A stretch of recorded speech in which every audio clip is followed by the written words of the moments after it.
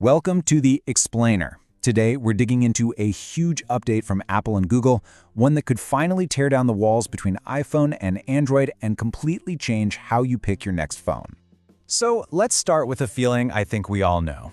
You're either on Team Android or Team iOS, and you feel, well, kind of stuck. You've got years of photos, all your texts, your whole digital life is on that device. The thought of moving it all is so overwhelming that it's just easier to stay put, right? All right, let's break this down. Here's what we're going to cover.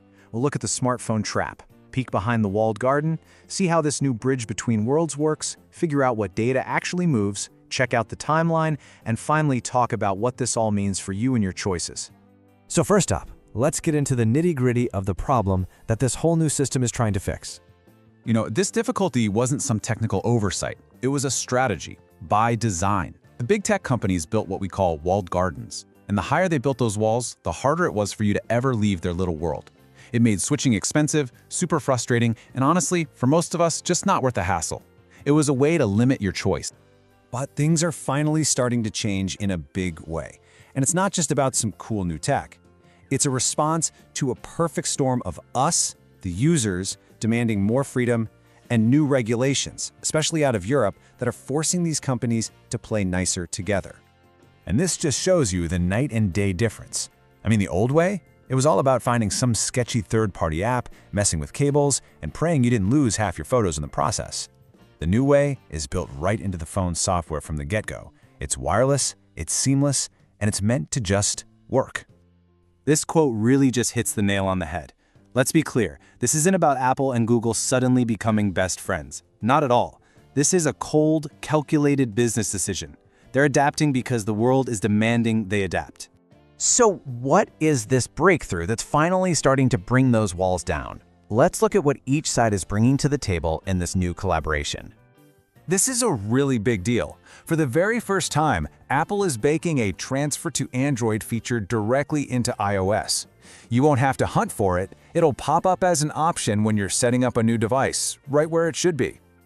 And hey, this isn't a one-way street. Google is right there with them, building its own side of the bridge. They have a matching feature, which should make moving from Android over to an iPhone just as easy. It's a true partnership. And the process itself? It's ridiculously simple. You literally just put your new phone next to your old one. They find each other wirelessly, you tap a few buttons to say what you want to move, and that's it. No cables, no extra apps, no headaches. Okay, now for the million-dollar question. What parts of your digital life actually get to cross this new bridge? The good news is, all the really important stuff is covered. We're talking your photos, your message history, all your notes. It'll even bring over your apps. And crucially, it helps transfer your phone number, which takes away one of the biggest pains of switching. But, and this is an important but, it's not everything, at least not yet. For pretty solid security and privacy reasons, some of the super sensitive stuff is being left out for now. Things like your health data, your paired Bluetooth headphones and watches, and any notes you've specifically locked. So the takeaway here is that while this is a huge leap forward, it's not a perfect one-to-one copy of your old phone. A good way to think about it is like you're moving all the furniture to your new house, but you're leaving the stuff in the locked safe for you to move over yourself, carefully. This all sounds amazing, right? But when can you actually get your hands on it? Let's talk timeline, because right now, this is very much still in the oven. So we are currently in the beta testing phase, which kicked off back in December 2025. The plan is for the final, public version of iOS 26.3 to roll out around late January 2026. And both companies have already said they plan to add more data types in future updates. Okay, a really quick but super important warning.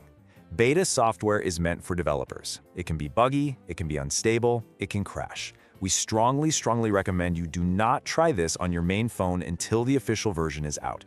Seriously. All right, let's zoom out and wrap this up by looking at the big picture and why this change really matters for all of us. At the end of the day, this whole thing is about empowering you.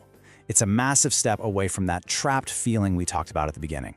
This is about a future where your data is actually yours, and you have the freedom to choose the phone that's best for you, not just the one that's holding all your stuff hostage. And that leaves us with one final, really interesting question to think about. As these walls between iOS and Android finally start to crumble, Is this newfound freedom going to change how you shop for your next smartphone? The power, it seems, is finally shifting back to us.